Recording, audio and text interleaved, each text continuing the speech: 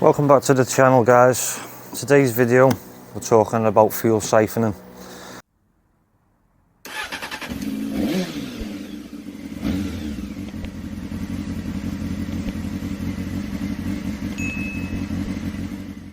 You're only going to need a couple of little things for this. Obviously a full tank of fuel. This should be your donor bike. Say you have another motorcycle that has run out of fuel and you've got a mate who's got plenty of fuel in his tank. You can siphon a little bit out of your mate's tank and transfer it into yours. You're only going to need a couple of little things to do this, which are a container to transfer into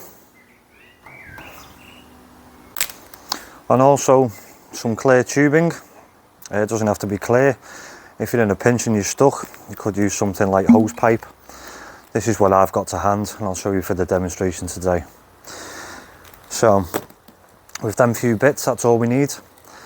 We'll head back in the house now and I'll show you a little demonstration I put together on the principles on how this siphoning works. So over to the kitchen, and I'm just going to mix up some cordial juice so the liquid can be seen a bit more easily. And for our American friends or people overseas, this is also sometimes referred to as squash. On screen is what I believe to be the closest match for our American viewers, but without trying to go down a rabbit hole, let me know in the comment section below, am I correct, or what's the closest alternative that you drink or is available where you live. But anyway, let's crack on with the demonstration. So I also have 2 glasses and a short piece of silicone tubing.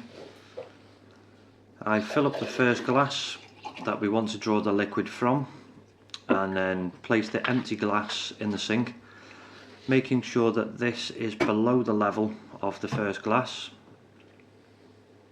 Then taking our silicone tube, place one end in the full glass, making sure the bottom of the tube is at the bottom of the glass.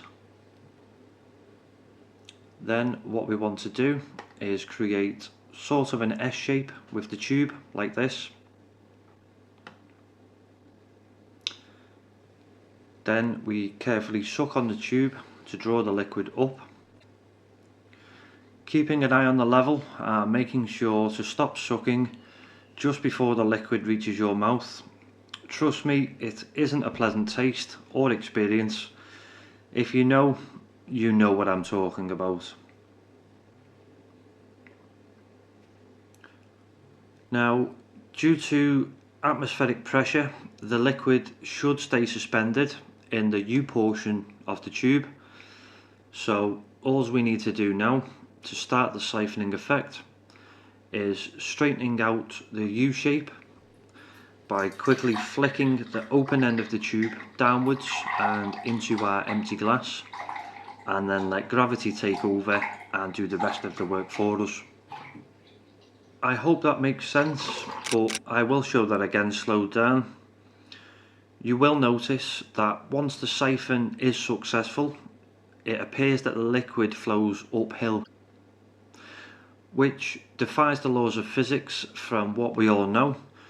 But if we understand how atmospheric pressure and gravity can work together, and by keeping the source container higher than the receiving container, this effect can be sustained. Also, this will only continue as long as the tube in glass 1 does not go above the level of the liquid.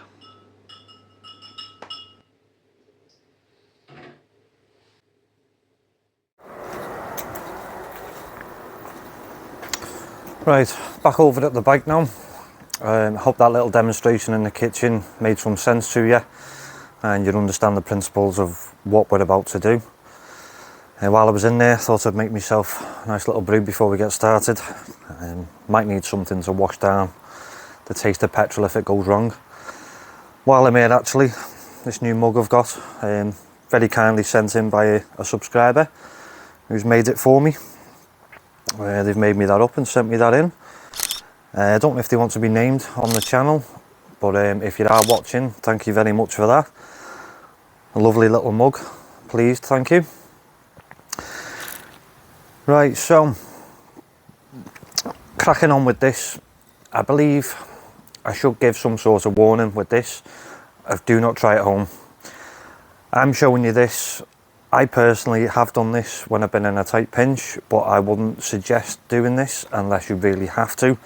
And I must give a warning, because you will be sucking on a tube containing petrol. Obviously it's a flammable liquid.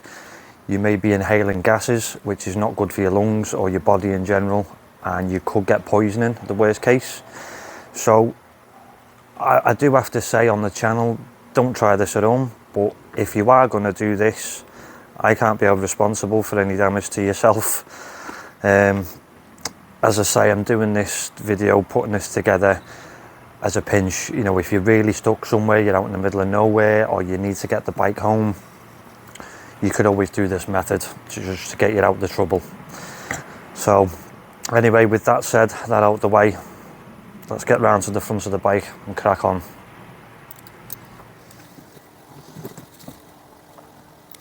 Alright, so first of all, get in your fuel tank. Let's open this container up.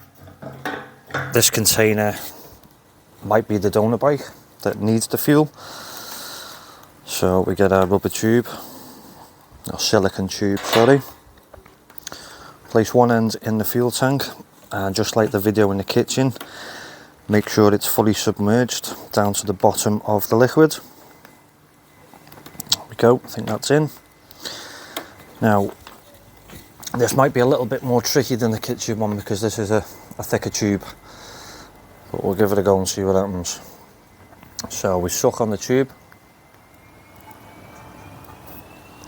and we've got petrol coming through. I doubt you can see that on the camera, but there is some petrol in the tube up to that point. So I've just placed my thumb over the end to stop the suction. Create our little loop like we did in the kitchen, and we want to get the petrol to around that point and then stop sucking.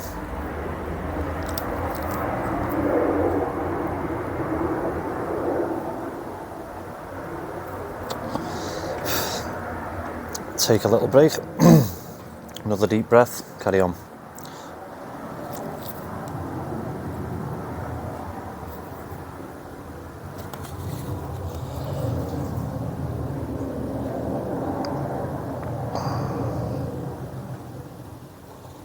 Right, first attempt didn't go very well.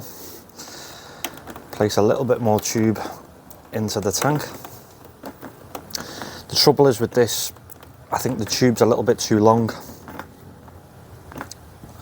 So try and select a length of tube that's just about the right length to get to the bottom of your fuel tank into your donor container. Just makes it a little bit harder because I've got a lot of excess here. So let's try that again. Create your loop, your U shape.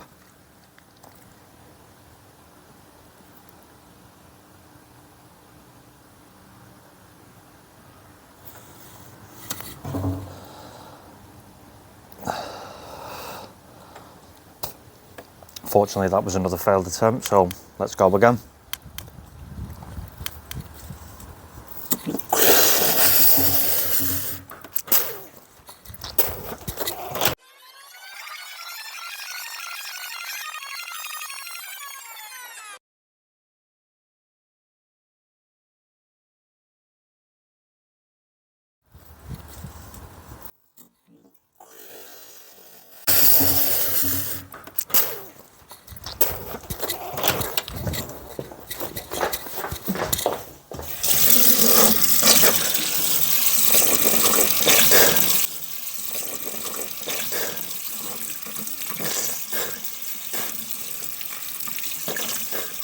One eternity later.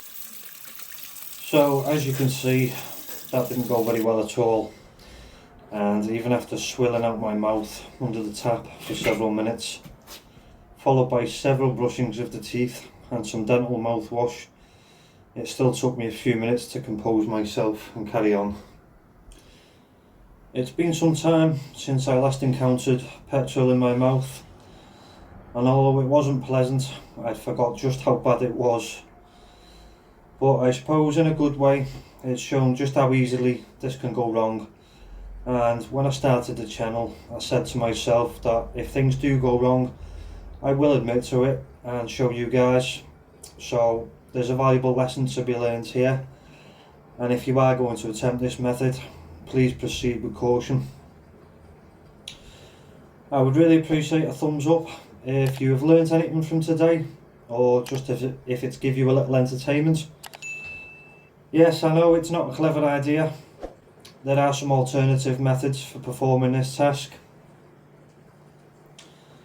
But thanks for watching, ride safe, and see you again on the next video.